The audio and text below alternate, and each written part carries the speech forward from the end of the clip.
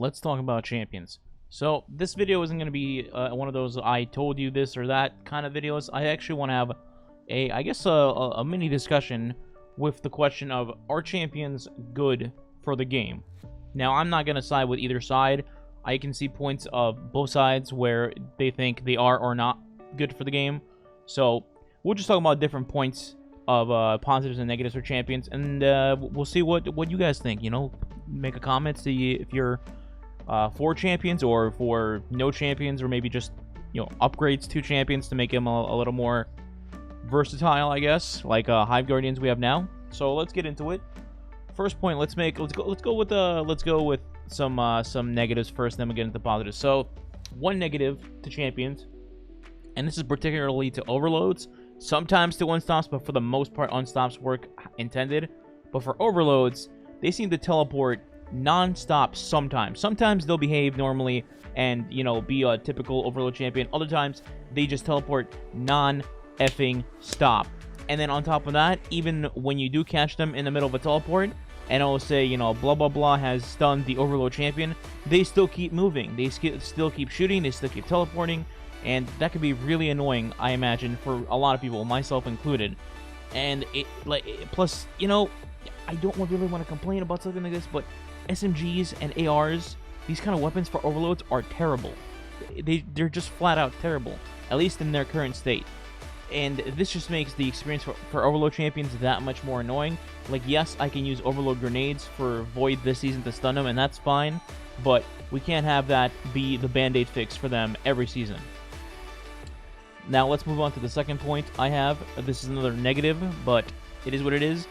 So champions force you to use a certain loadout each season. This is kind of tied into what I just mentioned. Champions for X champion requires you to use X gun or X guns, and then that might lead you down to a road of like, but I don't want to use this. This is not good at all. This is not in-game material. So let's just go for an example. You know, the game said, hey, you got to use unstoppable sidearm this season, and that's the only gun available for you this season to use for unstoppables, other than like a melee or something. Like, okay, you're just basically forcing me to either run a melee for a particular subclass that might not even be good for, let's say, GMs, and then you're forcing me to use a sidearm for unstoppable. Now, most of the time, there's a second option for a gun for each champion, but sometimes they throw in a monkey wrench where there will be only one weapon for a particular champion that season that stun that champion, and you have to use that weapon. That's a little bit annoying.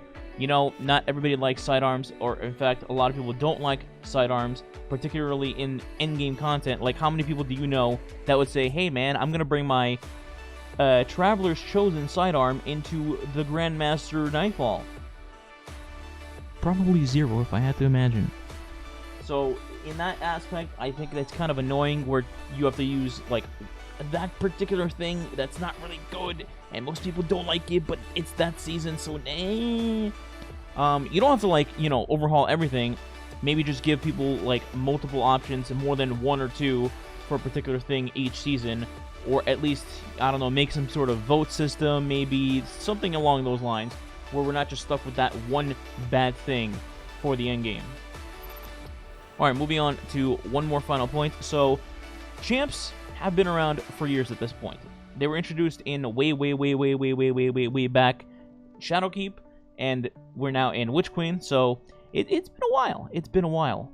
And while I personally have not gotten worn out or anything with the concept of champions, I have seen a lot of people say, I'm just, you know, I'm tired of fighting the champions, the same exact champions we've been fighting since, you know, day one of release and all that. And it's a fair point to make. You know, for the most part, champions have not changed.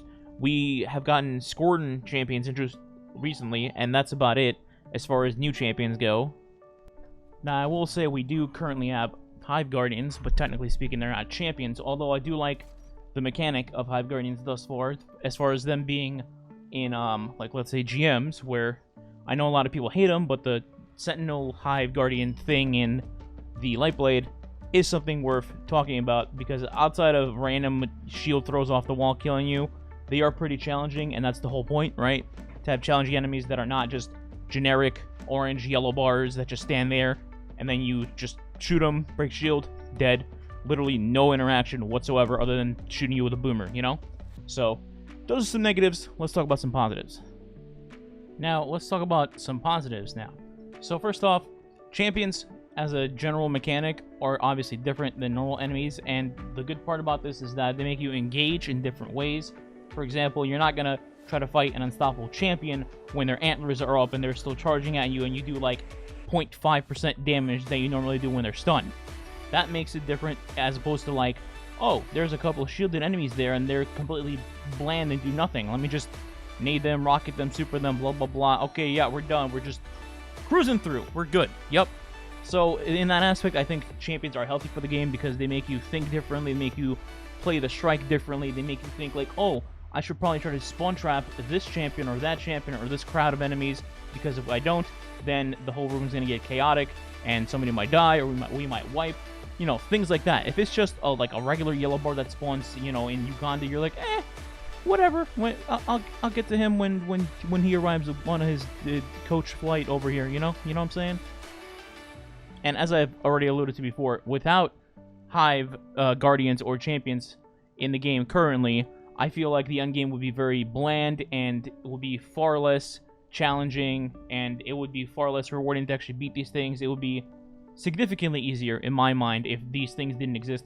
Now, I'm not saying like champions are perfect or anything and that they don't need any work, but having challenging enemies in encounters actually makes it more fun, at least for me personally, because it just makes you stay on your toes, I guess. Not all activities, obviously. You know, if you're doing like Lake of Shadows, you don't exactly need the brain power of Pinky and the Brain. Well, mostly not Pinky, but you get what I'm saying.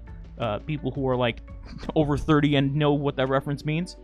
But overall, I think if they keep adding to champions / Hive Guardians, or updating them or upgrading them, whatever it may be, I think that's healthy for the game, as opposed to just stripping them all away and just staying with generic enemies, so you can just do like basically master runs. That's what it would be. It would just be master Nightfall runs, but without any hard enemies to kill.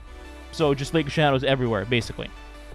And to add on to that point, champs actually make you put in effort.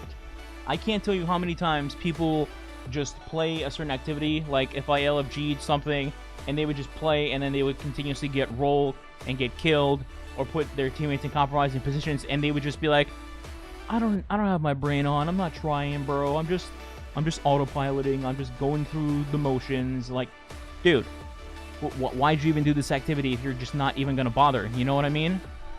As opposed to, like, if there's champions and Hive Guardians, they don't really have a choice. You either try or you get steamrolled. And then, you know, if you get steamrolled, then your teammates are going to yell at you because you're being an idiot. You know? So, I think, again, they're healthy for the game in that aspect. You need something there to keep you on your toes. Otherwise, people are just going to use excuses or play lazy or play unmotivated. It's the same thing as, you know, Master WoW right now, where the enemies are actually nice and hard, and the encounters are pretty good overall, but the loot is just abysmal. So it's like the other half of the coin, chase in like Lost Sectors, GMs, all this other stuff with exotics, and then people are like, well, you know, I champions are boring, uninspiring, I have fought them for a year and a half, etc., etc. So I don't think stripping them all away is the answer. I don't think keeping them the same forever is also the answer. Hence why the video is basically discussion rather than just picking a side. Both sides have decent points to make, like I mentioned.